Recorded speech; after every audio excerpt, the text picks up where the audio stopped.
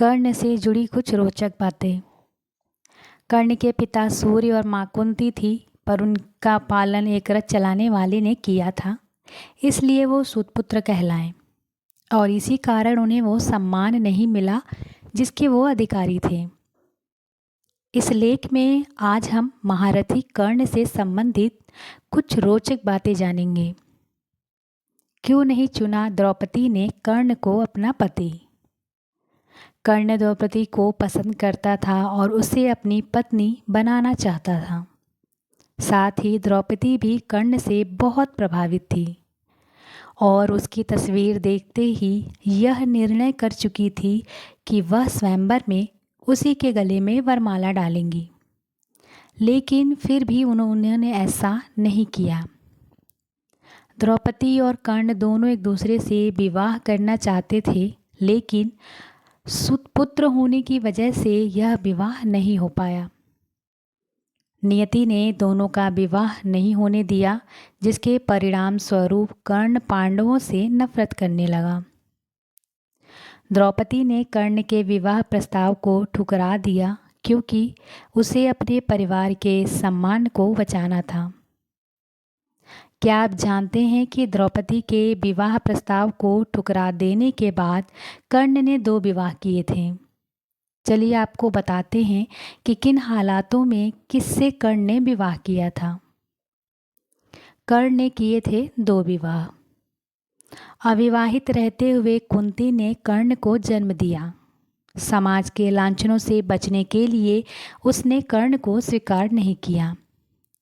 कर्ण का पालन एक रथ चलाने वाले ने किया, जिसकी वजह से कर्ण को सुतपुत्र कहा जाने लगा।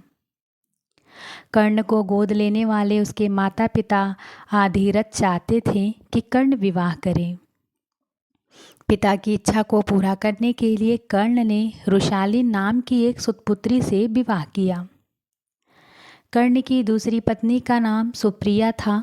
सुप्रिया का जिक्र महाभारत की कहानी में ज़्यादा नहीं किया गया है। रुशाली और सुप्रिया के कर्ण के 9 पुत्र थे।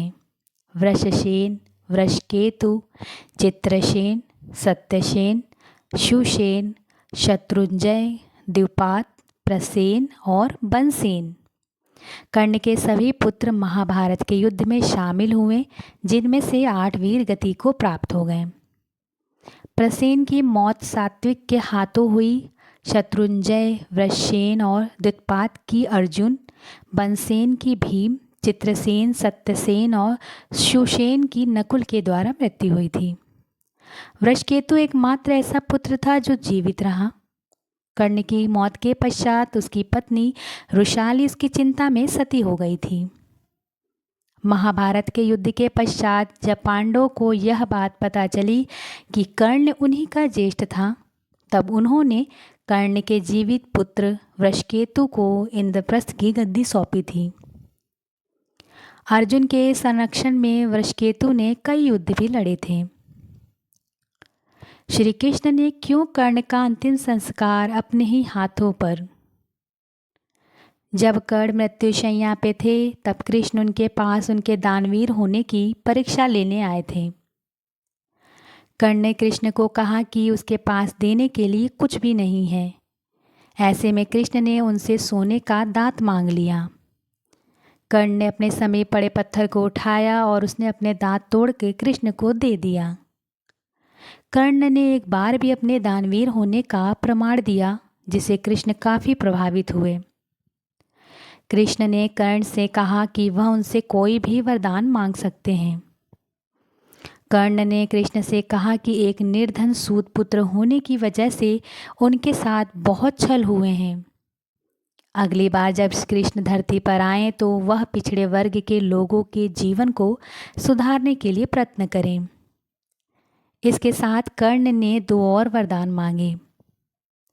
दूसरे वरदान के रूप में कर्ण ने यह मांगा कि अगले जन्म में कृष्ण उन्हीं के राज्य में राज जन्म लें। और तीसरे वरदान में उन्होंने कृष्ण से कहा कि उनका अंतिम संस्कार ऐसे स्थान पे होना चाहिए जहाँ कोई पाप ना हो। पूरी पृथ्वी पर ऐसा कोई स्थान नहीं होने के कारण कृष्ण ने कर्ण का अंतिम संस्कार अपने ही हाथों पे किया। इस तरह दानवीर कर्ण मृत्यु के पश्चात साक्षात वैकुंठ धाम को प्राप्त हुए।